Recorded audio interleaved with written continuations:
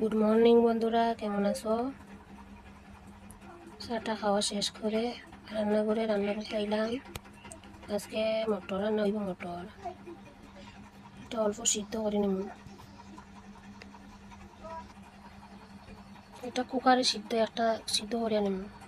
কুকারে সিদ্ধ করার পরে অল্প পরিমাণ লবণ দিলাম, লবণ আর জল।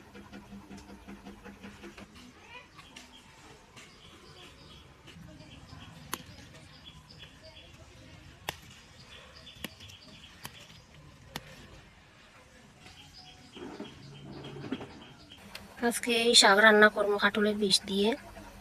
এটা কিন্তু আমরা অনেক প্রিয় বন্ধুরা, বেশিরভাগ আমার বাচ্চারা কিন্তু এটা খায়। আমার মটরটা অনেকটা সিদ্ধ হয়ে গেছে।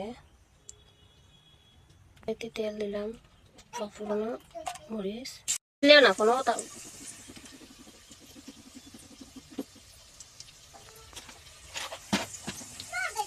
রান্ধি লই।